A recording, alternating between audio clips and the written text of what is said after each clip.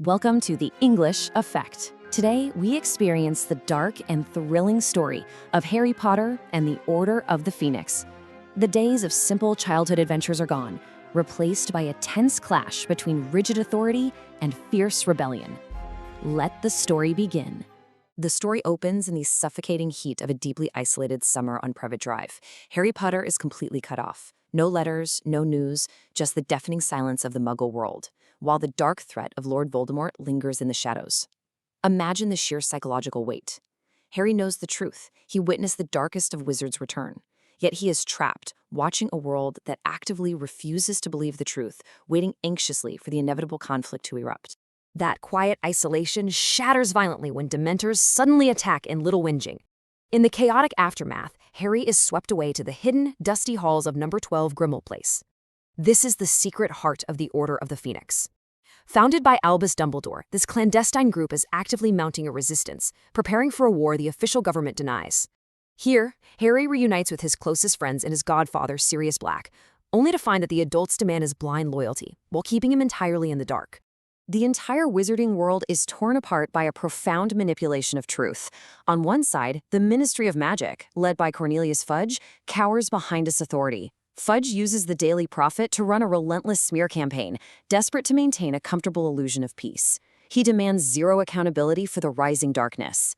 On the other side is the grim reality the Order faces. Voldemort is quietly gathering power, forcing the resistance to operate deep in the shadows, fighting an undeniable evil without the world's support.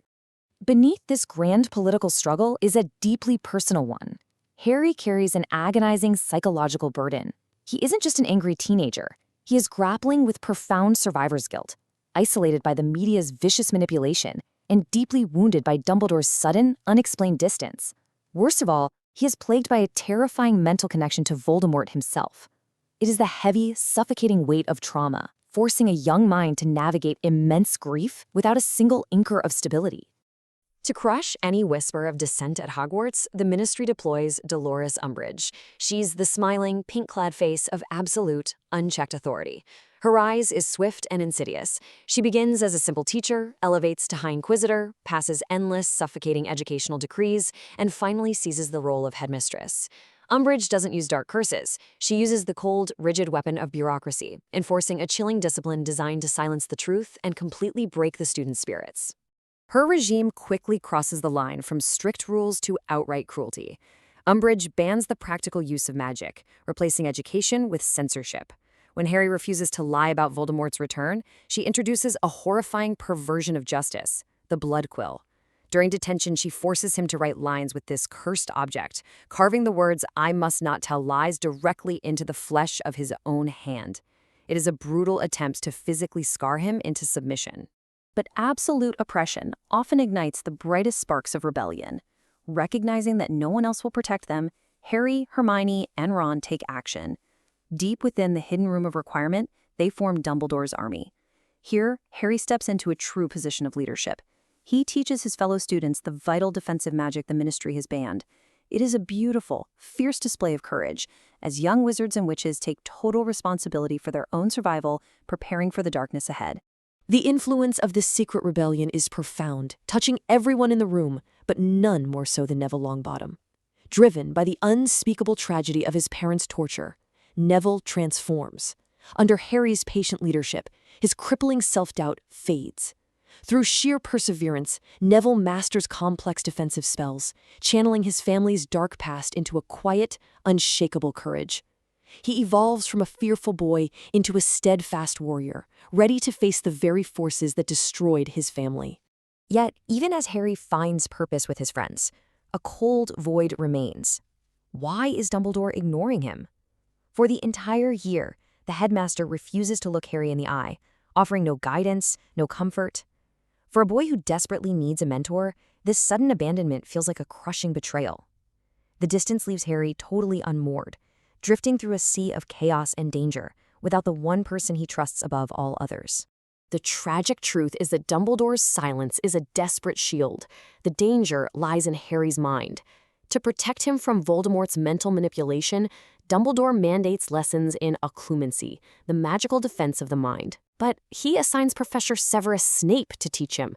The bitter, deeply rooted conflict between Harry and Snape makes true discipline impossible. The lessons are a disaster, leaving Harry's mind fractured, exposed, and incredibly vulnerable to the Dark Lord's influence. That vulnerability soon invites absolute catastrophe. While sitting in an exam hall, Harry's mind is violently breached. Voldemort projects a horrifying, fabricated vision directly into his consciousness, showing his beloved godfather, Sirius Black, screaming in agony deep within the Department of Mysteries. Believing Sirius's moment from death, Harry doesn't hesitate. Bound by fierce loyalty and desperate determination, he and 5 brave members of Dumbledore's army mount invisible thestrals, flying into the black sky toward London. The story plunges into a devastating climax. The students infiltrate the silent, echoing halls of the Ministry, only to realize they have walked blindly into a trap. Death Eaters emerge from the shadows. A desperate, chaotic battle erupts. The students fight with incredible courage, using everything they learned, holding the line until the Order of the Phoenix finally arrives. But in the violent blur of the Death Chamber, tragedy strikes. Sirius Black is hit by a curse. He falls softly through an ancient veil, disappearing forever. Following a terrifying duel between Voldemort and Dumbledore in the Ministry atrium, the shattered government can no longer deny the truth. But the victory is hollow. Back in the quiet of his office, a sorrowful Dumbledore finally reveals a hidden prophecy to Harry. Neither can live while the other survives.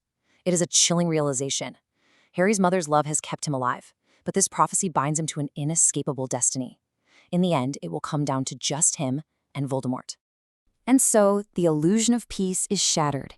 The world is finally awake to the undeniable truth. But Harry Potter has lost his godfather, and with him, the last remnants of his childhood innocence. He now carries the crushing responsibility of a world on the brink of open war. How will he find the strength to face this ultimate conflict? Thank you for experiencing this story with the English Effect. Today we explored themes of fierce resistance, the dangers of manipulation, and the courage it takes to challenge authority. Leave a comment below using one of these words: authority, rebellion, or perseverance. Please like, share, and subscribe to The English Effect for more cinematic stories.